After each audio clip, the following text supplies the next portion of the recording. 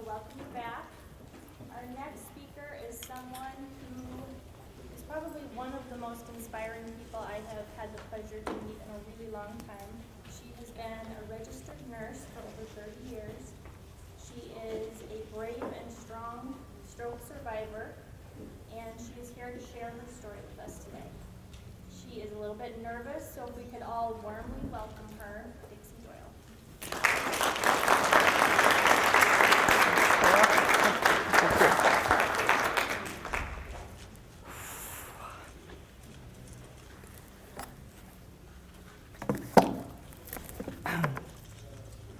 Am I on? Okay. Well, thank you, Coral, for the introduction. I'd like to thank her and Ron Sasso for allowing me to have this privilege to visit with you. It was funny, a couple months ago, I was in Coral's office at the Brain Rehabilitation Center, and I had just walked past Ron's office, and I thought, oh, I need to ask Ron to see if he needs any help, you know, with this conference, handing out pamphlets or setting up chairs or something like that. So I get into Coral's office, and Ron is sitting there. It's like, and he's sitting there and sitting there. It's like, come here, it's my turn to talk to Coral now. But then he starts talking. He says, Dixie, we've been talking, and we decided that you should speak at the conference. And it's like, oh my gosh. But the more I thought about it, it gave me, through the weekend to think about it. It's like, why not? I know my story, I'm ready, and I think I have some important things to say, and I hope you all get a little bit out of this as well. As Coral said, I am a nurse. I've been at nursing for 33 years. I started out as a licensed practical nurse. I went to school in Pierce, South Dakota with the Pierce School of Nursing. That was way back in 1981. I worked then for 3 years at Sioux Valley Hospital. Now it's Sanford. But I worked there for 3 years as an LPN, mainly on the medical surgical floors. After that, I went to Vermillion, South Dakota, and worked as an LPN in the nursing home while I was continuing my degree to become an RN. In 1986, then I graduated as an RN, and then I worked for a year, and then we moved to Rapid City. In 1987, then I started my first real job in nursing at Rapid City Regional. I worked on orthopedics for about 11 years, and then I went to the pre-op department for 3 years. After working there, I decided to transfer and go to Black Hills Surgical Hospital. I worked there from 2001 until 2011. I have 3 objectives I'd like to communicate with all of you. Number 1, to understand the importance of faith, family, and friends and healthcare professionals. To understand the importance of a willing, open, and positive attitude. And to understand that a setback can be a unique opportunity to start over.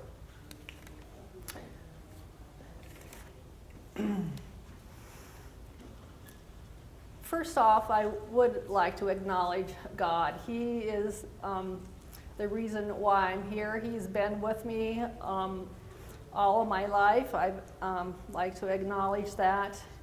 And I'm just going to start with a prayer to kind of help calm my nerves as well. Dear God, I just thank you for this opportunity to talk to people. Give me the words, calm my fears, that I may speak openly about my experience and just radiate the joy that you've given me, Lord. In your name, amen.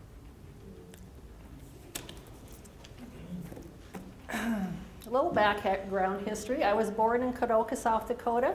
I lived on a ranch near Midland, South Dakota. I was raised, of course, by my parents. I was the sixth of 8 children. I had 1 brother and 7 sisters.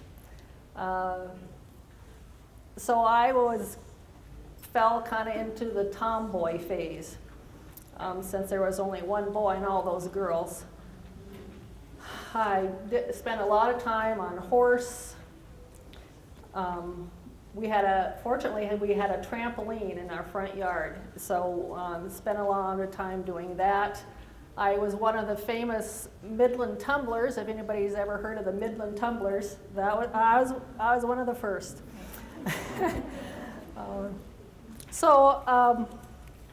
That kind of taught me a lot about balance, timing, and coordination. I am married now. I have Michael is my husband. He's sitting here at the computer running the picture show. I have 5 children. Our oldest is Kevin. He has a doctorate degree from the University of South Dakota and works there.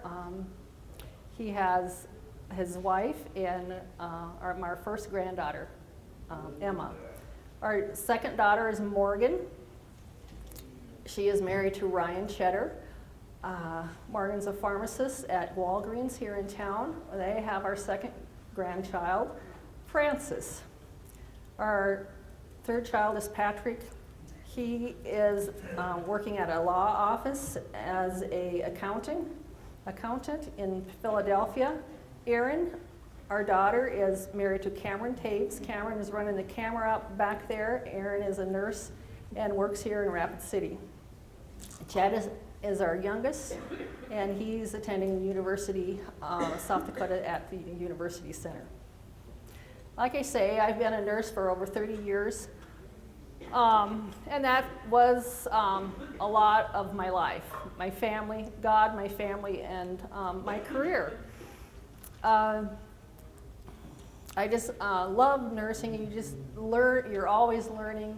You develop new skills, along with those old things that you always hang on to, especially now with computers. Oh, those are really big. And I think after being out of it for 3 years, I'll never get back into the technical part.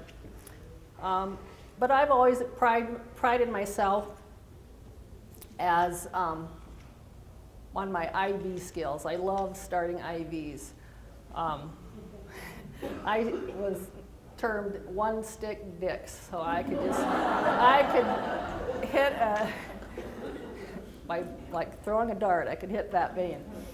I just, it's kind of like, you're a nurse when you're in the grocery store and you're eyeing the person behind you with all their veins. You're drooling over those large, luscious veins.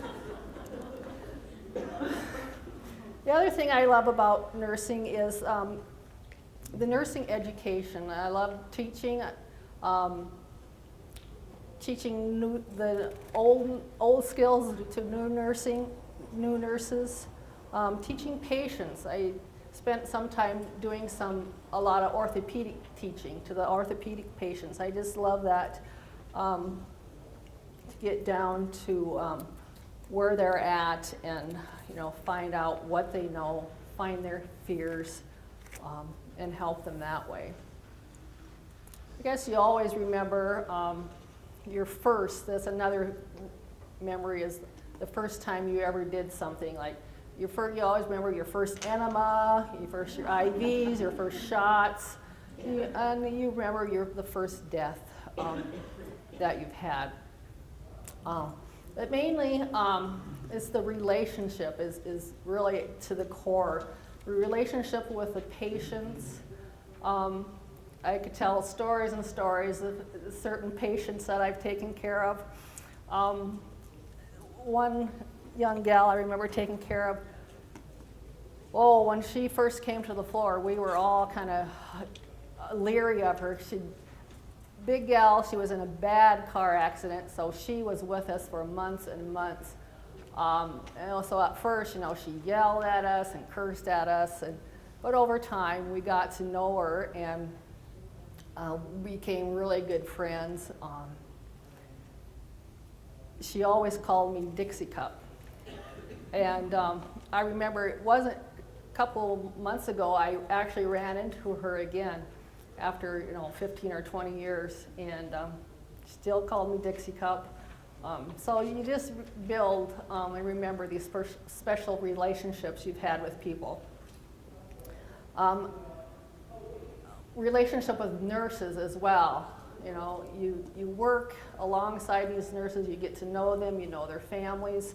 One nurse that especially means a lot to me is Glenna Pattison. I started working with her when I first started at Rapid City Regional. And I was kind of a baby nurse and she was more experienced. So I learned so much from her, just even by watching her and trying to portray, the good qualities that I admire in her. So after I was done at Regional, I did transfer down and worked at Black Hills Surgical Hospital, and there was Glenna then too. So I worked her at the hospital and at the surgery center. So what a special treat to be able to work with her in different places.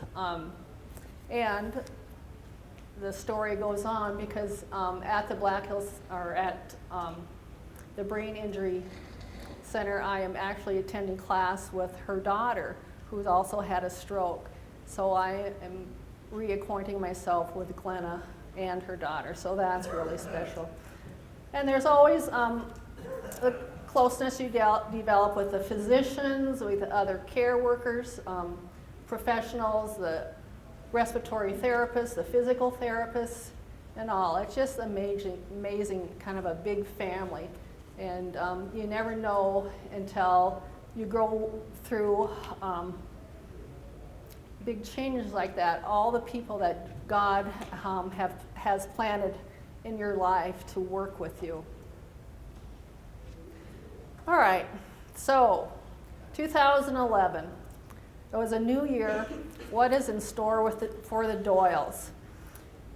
Started off pretty good with me. I was scheduled to go on a mission trip to Honduras.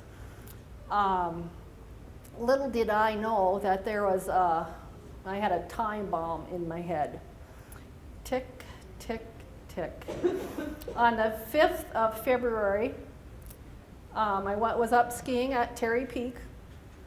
End of a long day, a lot of snow. I kind of like snowing on more groomed snow, but this was really deep powder, kind of difficult for me to ski in. But we were going down the hills, going down Ben Hur. Down I went. I had a spectacular fall. As the kids say now, it was a real garage sale. My skis went flying one way, my poles went flying the other way.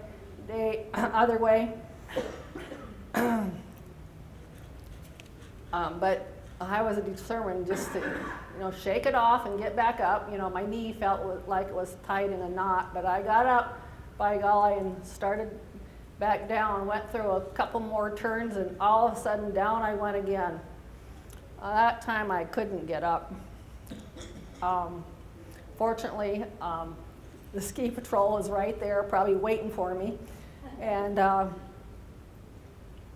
got a ride down on the sled. So went out to see our orthopedist. He said, "Yeah, you tore your ACL, but it wasn't an emergency. It was like anything that I had to fix right away." So great, I could still go on my trip to Honduras. But tick, tick, tick, I still had the problem in my brain. So we just put a knee ranger on my knee, and my daughter and I, Morgan, she's the one that kind of initiated that trip. She was a pharmacy student at the time at SDSU, and they had opportunities to go to Honduras on a mission to see how they run their pharmacies. So anyway, and as a nurse, I could go along too. So we went to Honduras and had a blessed time there. It was quite a flight. We, left from South Dakota, went to Texas. We flew down to Miami, then to Honduras. We had to take a 2-hour bus drive down to our next spot in La Cibia, and then after that we flew to Puerto Limpara, and then to this little village called Roos. So we had to, take smaller planes till we got there. So we were out in the middle of nowhere. And we just are so thankful to God that I did make it back home and safe without any thing happening there with my brain. Oh, what a blessing. We thank God for that. So I got back to work, back home, went to work for a couple of weeks, then it was time for my ACL surgery. Tick, tick, tick. I was actually kind of looking forward to 8 weeks off from work, time off to rehab my knee. I think I was really pretty burned out at that time with my nursing job. So the 8 weeks were going to be a welcome thing for me.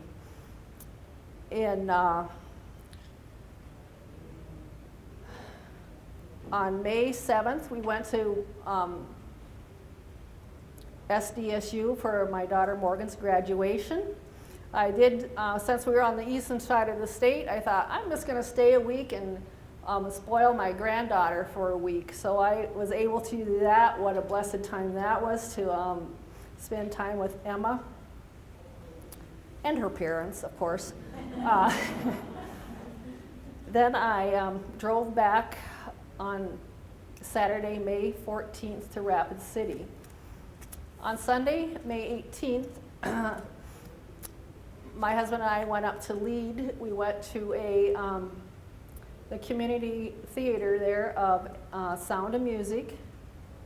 Got through that. I later recalled that I did have a headache, quite a bad headache. I kind of just ignored it.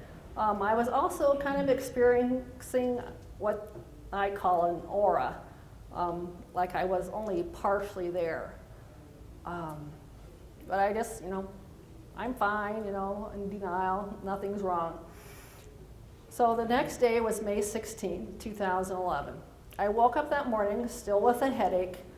I went to my 9 o'clock appointment at the physical therapy. For my physical therapy appointment. I was exercising on the Stairmaster, really had a bad headache. Went over to work on the bicycle, headache getting worse. Finally stopped, like something's not right here. My arm, I was losing sensation in my arm, was just feeling kind of weird and uncontrollable, but I'm okay. I'll be okay, total denial. Fortunately, there was a physician on site there, and he kind of took over things. I called the ambulance, my husband came. So now I'm in the ambulance on the way down West Main Street, driving, and that's about the last I remember is driving down West Main Street in the ambulance. What was going through my mind at that time when I had my stroke? I think I was actually fairly calm. I was in denial, I think. Maybe my brain was already going into survival mode and shutting down all unnecessary thoughts. Then all unnecessary thoughts completely. They took me to the emergency room. which I don't remember that much at all. My husband was there. I think he, I'm sure, was going through a lot more than I was mentally. But I'm going to read the initial consultation report from the neurosurgeon. A 52-year-old female, moderate distress. She is laying on the gurney in the emergency room. She has had several episodes of emesis already. She is squirming in bed and picking at her bedding. She is unable to respond appropriately to questions. She responds, "I don't know." She can't give me her name or the name of her husband. She cannot identify fingers and cannot distinguish right from left. She is awake and purposeful, however. Facial grimaces are asymmetrical. The patient has a right facial droop. She is unable to protrude her tongue out. The patient has dense right hemiparesis. I could not elicit any movement on the right lower extremity initially. I could not initiate any movement on the right upper extremity. So quickly here, there's two types of strokes. There's the ischemic stroke, and that's caused by a blood clot.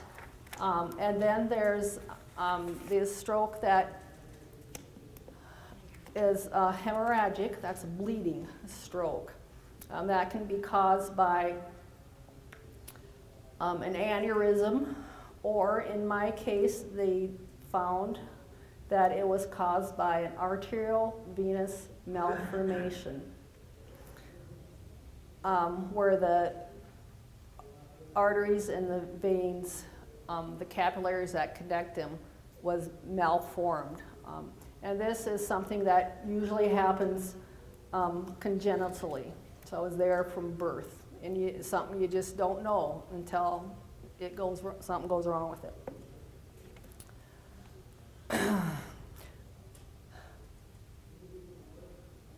Okay, I'm looking at time.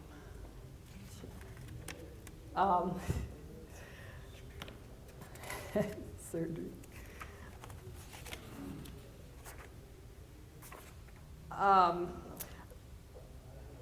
My husband has gone through a lot of detail as far as where my stroke was located and what that means. I'll just say that it was the name of the stroke was a large left posterior frontal parietal subcortical and intracerebral hemorrhage. So that's a lot of stuff. So things were not good, let's just put it that way.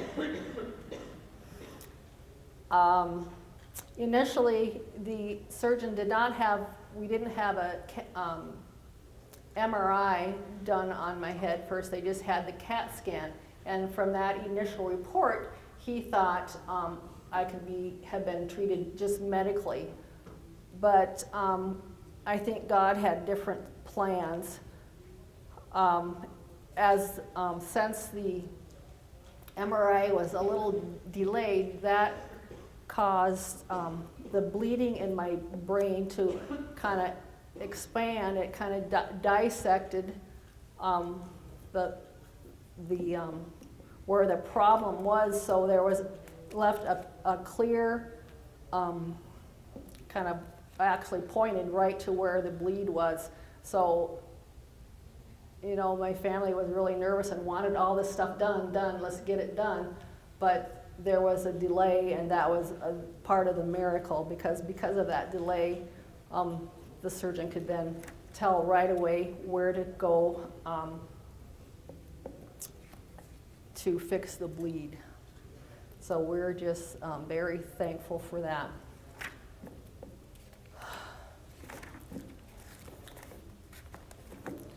All right, I'm going to stop here and make a product placement ad here. Um, and I should have brought my book. I didn't bring it. But my family, through all they went through, the day after my stroke, they got right onto Carrying Bridge. My daughter Erin set up Carrying Bridge for us. And that is something the hospital provides. It tells you how to get in touch with the Carrying Bridge and set up your own account.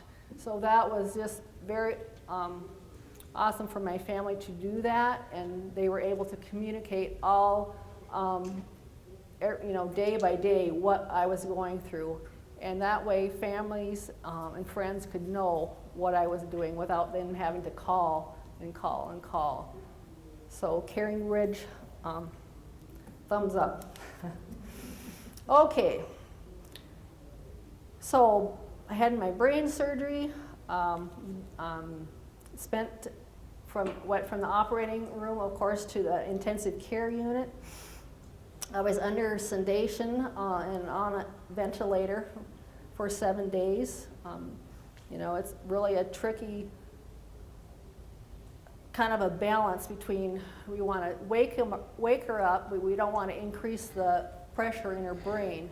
So, you gotta go back and forth, off sedation, on sedation, waiting for the swelling in my brain to go down.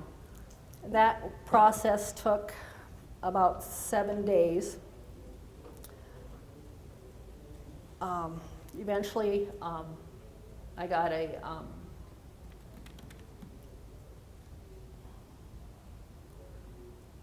what do you call it when you? The trach, yes, thank you.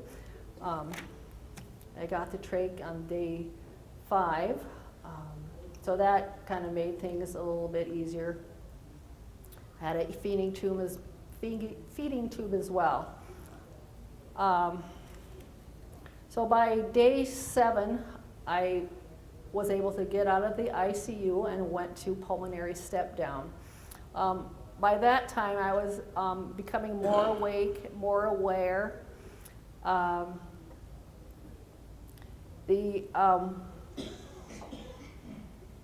doctors had and nurses had kind of talked my family through this, saying, okay, you'll be in ICU and then to the pulmonary step down. You'll probably be in step down for at least a month, and then after that month, you'll be out on one of the floors for about 6 months. So that was kind of the schedule my family was going by. I think God had a different plan, though.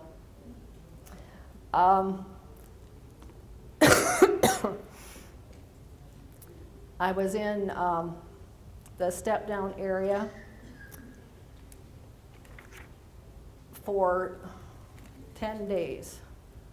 From there, I went right to rehab. So miracle after miracle, my progress, the staff was just amazed. And for me, I didn't know it was anything special. I was just doing what I was told. I had that positive attitude. It's like, let's go. What are we going to work on next? Just keep going.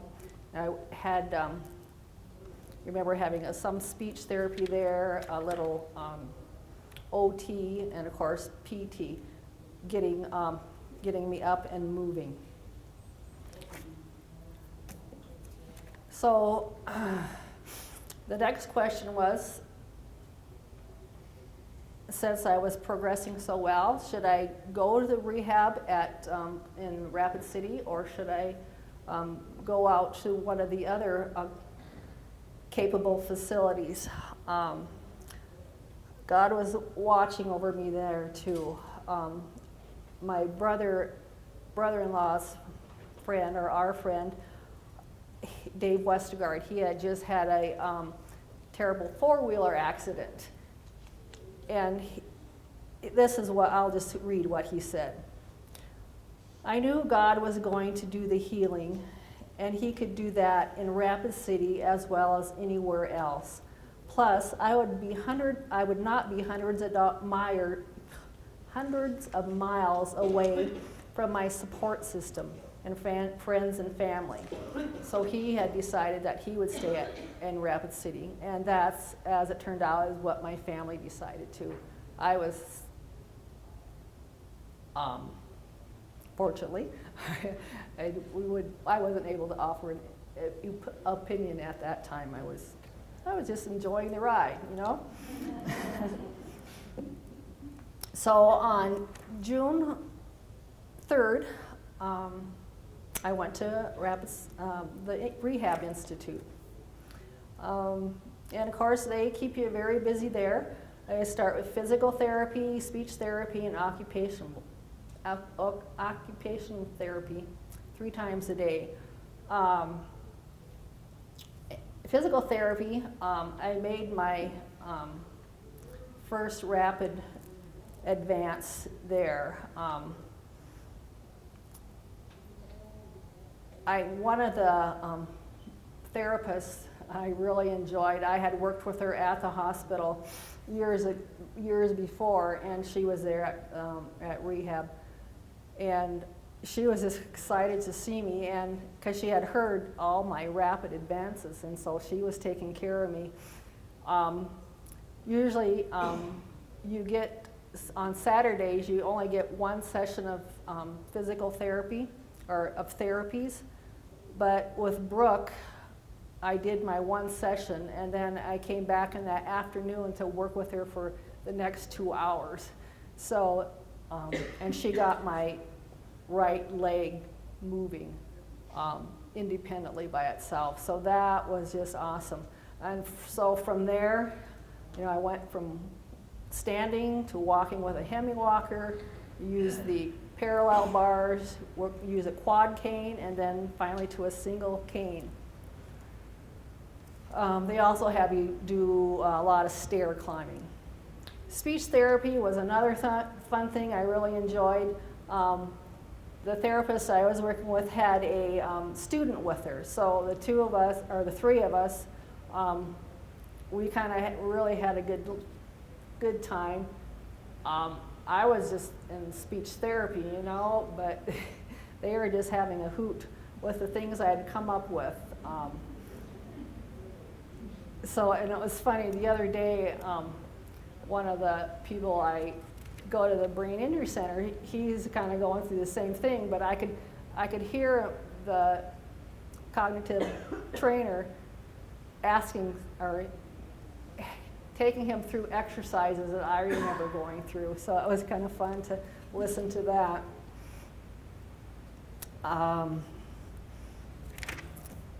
The other therapy we go through is occupational therapy. The OTs, they always say physical therapy, they work with where you're going, with you getting there with your legs. Occupational therapy is what you do when you get there. So they work a lot with your arms and your hands. For them, I wasn't able to move my arm hardly at all. But they did teach me to use my left hand. I am a right-handed person, so their job was to teach me how to be more functional with my left hand.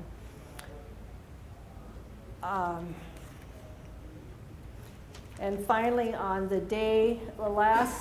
about the last day of my rehab, I was able to move my right arm independently. So that was just an awesome opportunity of learning. You know, I have to admit that, you know, everything wasn't rosy in rehab. I did have one big setback. On June 28th, I was just a couple of days before I was going to be released, I was allowed to be up and about in my room by myself, you know. I just had to use my cane. So there I was. I'm usually a pretty good patient, you know, I'm doing everything right. But all of a sudden, I turned too fast or the wrong way, and down I went. I fell on the floor in the bathroom. I hit my head. Oh my gosh, I was so scared. I thought I broke my head again. Started crying and screaming, You know, first it was fear and anger played a lot in.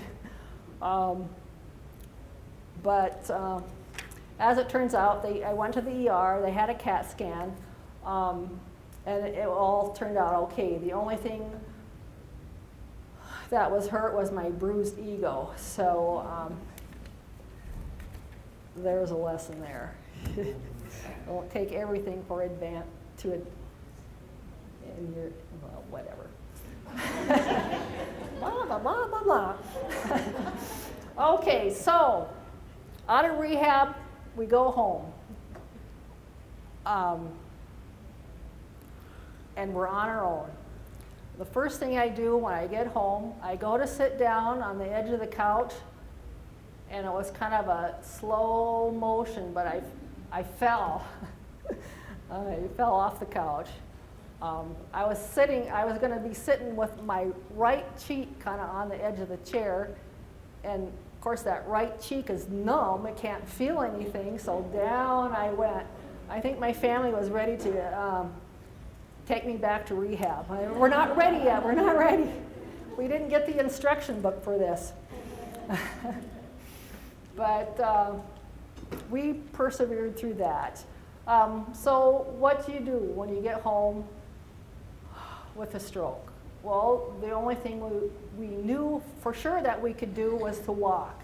So we walked. My husband and I, we walked down to the next house, was a few feet away, and back. And that was the big deal. You know, we went there and back.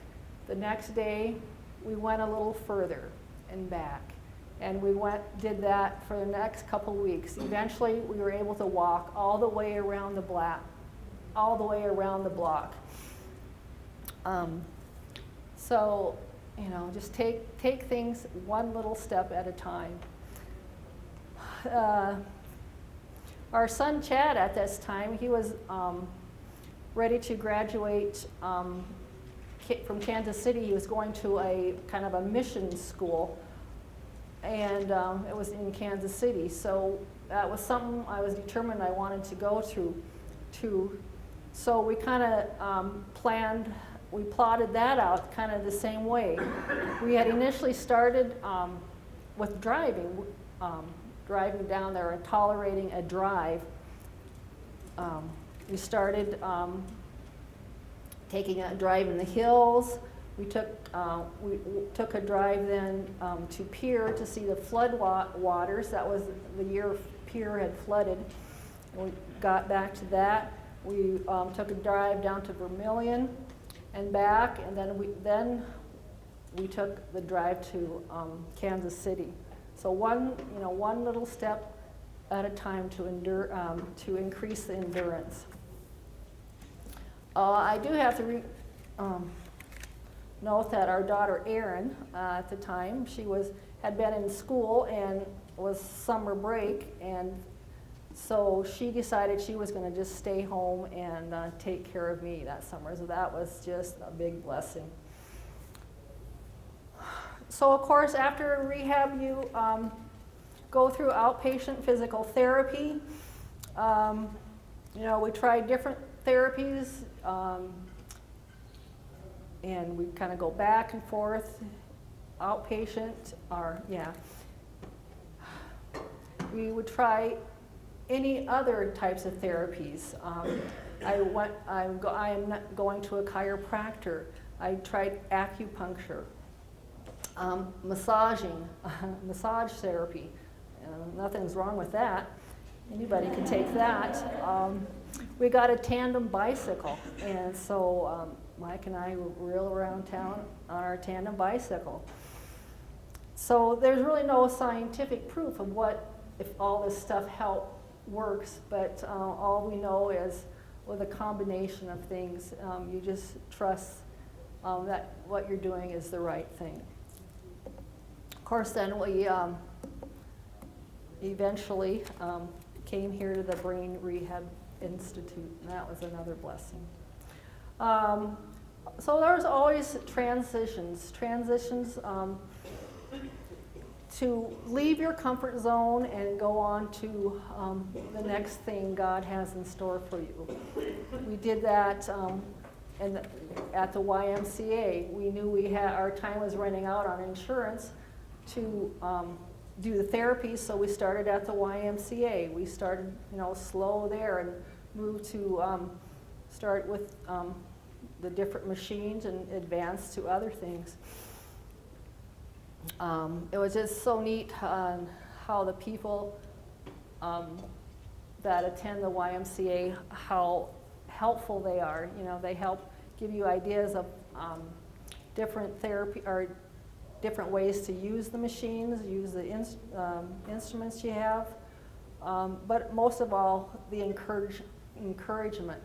It was just amazing how people you don't even know will walk up to you and say, I've been watching you. It's just amazing how much you're getting better. And so that was just that encouragement. Here I was thinking I was just a drudgery every day going to the Y, but eventually you notice that it does pay off. So through the YMCA, that's one last other blessing I've had. I met the special needs yoga teacher, my friend Bijou. That was kind of a stepping out of my comfort zone there because Mike and I would go to the Y in the mornings. But this class was in the afternoon, and I'd have to drive there and go there by myself. So I stepped out of my comfort zone, and I met Bijou. And what a blessing that is. She has taught me so much.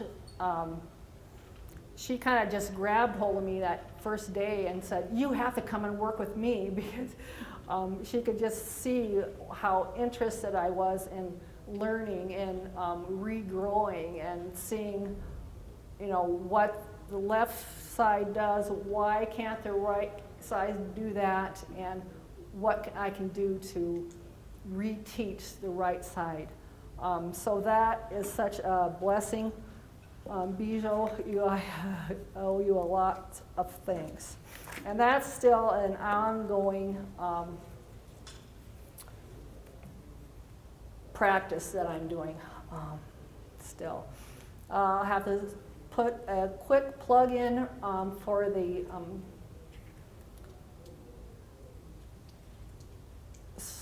stroke support group. There is a stroke support group at the rehab every Monday, or one Monday a month, the first Monday of the month at 10 o'clock to 12 o'clock. We run that during the year, and we take summers off. So if you missed it, we still have one more in June. We have our picnic. So I did leave some cards out there on the brain injury table if anybody's interested in stroke. All right, lessons I've learned. And that kind of, I tell my story. This brings me up to updated, up to date. Mainly, or firstly, I should say, that we are operating on God's schedule. It's not our schedule. My husband and I kind of both silently thought the same thought when I sped through my recovery so fast. We thought, in 6 weeks or 6 months, I'm going to be golden. I'm going to be good as new. So 6 months came. Well, I wasn't quite golden yet. So we thought, okay, well, we'll wait a year. We're going to give it a year. The first year came, and still had to work at it. Then we kind of went into a little depression at that point, like, oh my gosh, what did we do wrong? What's wrong here? But finally, this is the third year, we finally realized that recovery is going to take a long time. I feel I've been blessed through my recovery. Every day I'm learning more things about myself, things that are making me better inside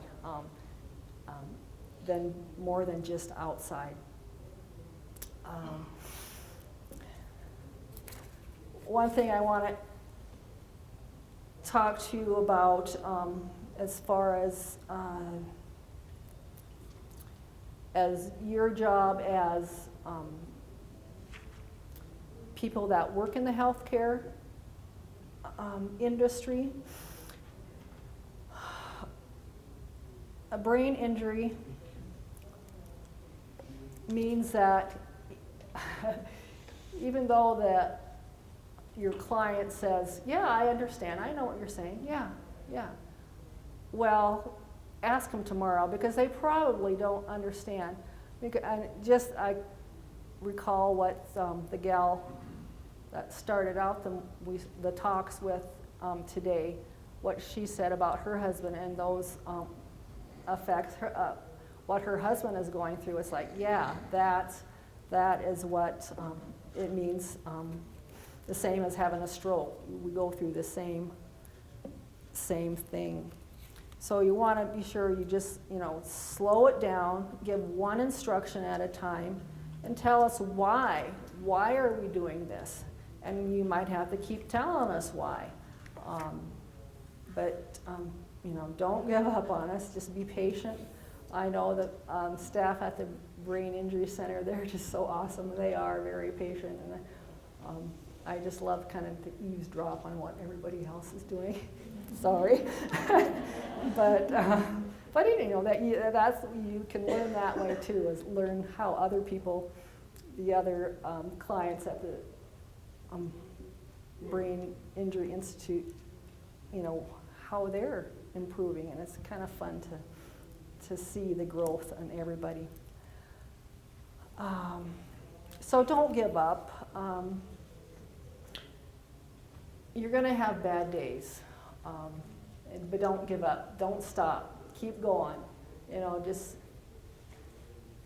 say tomorrow is going to be a better day, and come back with that positive attitude. I like this saying, a brain injury is just about the last thing you think about until it's the only thing you think about. So you can just think about that. As far as, people, caregivers, and even for those that are going through brain injury, it affects everyone close to you. Lastly, the importance of friends. I can't say enough about friends and family. The friends that I used to work with at the Black Hills Surgical Hospital, they were so supportive. They would come up every day to the hospital. I'm sure they were probably bothering the other staff at the hospital, but they would, come in my room. And they want to do this and do that for me. But my nurse at the time, I don't know if anybody knows Bronx Bill, but he kind of looked out for me and kept me safe from my nursing friends. Our friends from church, a lot of the guys came to our house and helped totally redo our kitchen. We didn't have to, fortunately for my stroke, we didn't have to make any other major adjustments as far as bathroom stuff or but they wanted to give. They wanted to do something for me. So our kitchen was in need of repair, so that is something that they did. Fix my kitchen. So I know, you know, there's just so many people that you can thank, and thank you. In conclusion, I'm going to just tell you one last little story. You know, I've been a nurse for 33 years, and now I've had a stroke. You know, I didn't really know what can I do now. My brain function is, you know, a little bit below par. You know, my right hand is not able to start those IVs anymore. So, you know, what can I do? And could I even function as a nurse? One day I was visiting my mom, and she mentioned some things. She wasn't feeling very well. She had really low energy. She had, at that time, had been having a lot of nosebleeds. So my brain was starting to function a little bit, and I was putting two and two together, thinking, okay, it could mean she has a low hemoglobin. She does have a history of ulcers and a low hemoglobin, so it's like, oh, she needs a blood test. So, you know, just those few things at that point in time was like, okay, you know, maybe I can be a nurse again. So I did sign up, and am trying my hand at being a nurse volunteer once a week. I'm not, you know, 100% complete, but I'm on my way. So that, I think, God is still telling me, yes, you can be a nurse. You can care for people, and so keep going.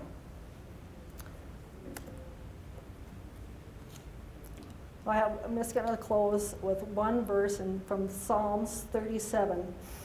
The Lord makes firm the steps of the one who delights in him. Though he may stumble, he will not fall. The Lord upholds him with his hand. Thank you.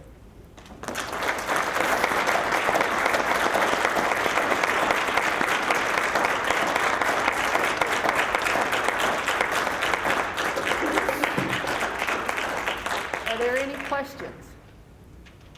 Good.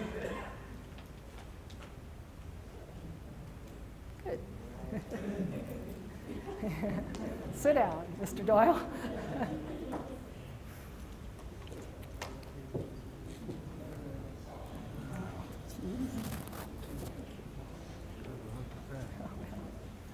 A one-handed hug.